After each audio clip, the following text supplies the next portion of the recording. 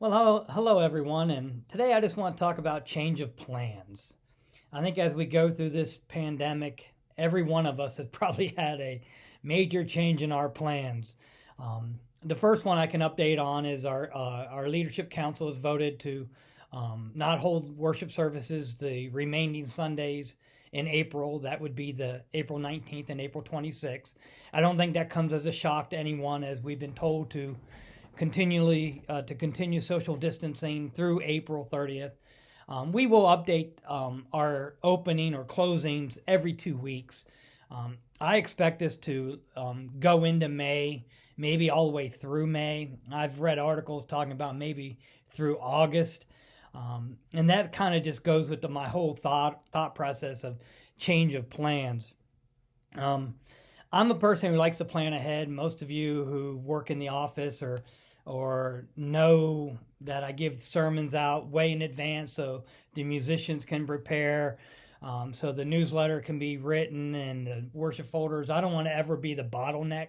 So I like to plan ahead. So obviously the situations we're in now has really put me in unfamiliar ground, raised my stress level, and I'm sure most of you can relate to that. As I think of the change of plans, Sue and I were supposed to be going on vacation at the end of this week. We were supposed to be heading to a condo at the beach and spend a week looking at the ocean and just relaxing. I know other people's had their vacations canceled and stuff, but this was just, I was expecting to be tired from a very busy Holy Week.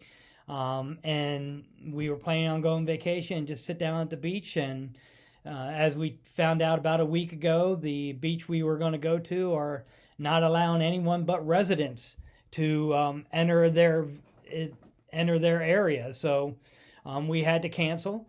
And when we think about change of plans, I think about, we're discussing, will our summer vacation still be available to happen? Sue and I try to go away once a quarter. We like to try to go away once a quarter to unplug and just relax. We like going to places like the mountain and the beach or the ocean because that helps me realize if I start to get too prideful, all I have to do is look at God's creation and be humbled.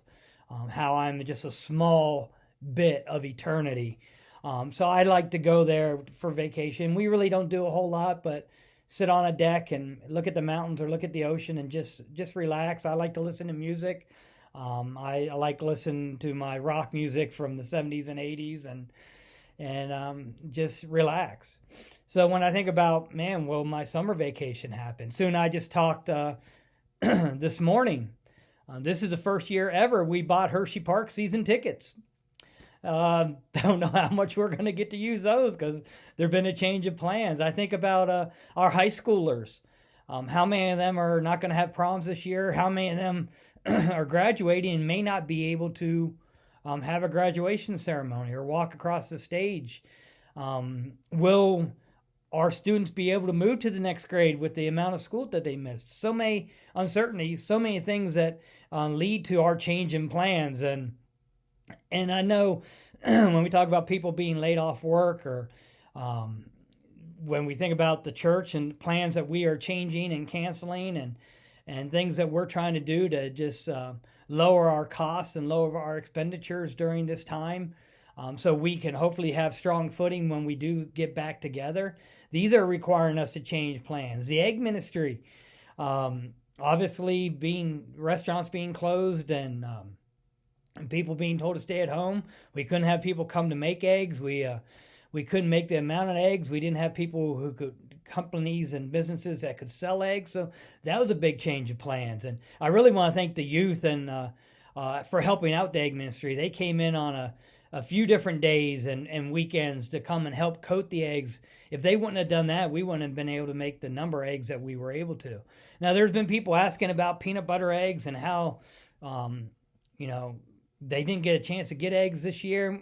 We don't know. Who knows? When we get back together, maybe we'll try to make some batches. Again, change of plans. We don't know. So if you can relate to the change of plans and this uncertainty, for someone, again, like me, it's a struggle because I like to plan ahead. I had devotions a few days ago, and it sent me to James chapter 4, verses 13 to 17. And I want to read those to you because it was a good slap in the face for me. But here we go. James 4, verses 13 to 17. Now listen, you who say, today or tomorrow, we will go to this or that city, spend a year there, carry on business, and make money. Why? You don't even know what will happen tomorrow. What is your life? You are a mist that appears for a little while and then vanishes. Instead, you ought to say, if it's the Lord's will, we will live and do this or that. As it is, you boast in your arrogant schemes, as your boasting is evil. If anyone then knows the good they ought to do and doesn't do it, it is sin for them. This was a slap in my face because, here we have vacations planned, but we don't know what's going to happen tomorrow. And the fact that I thought I knew that, hey, I was going to take a vacation in April, I was going to take a vacation in July, we were going on vacation in October, have a wedding near the end of October that we were going to travel to. I don't know if any of that's going to happen because we don't know what's going to happen tomorrow.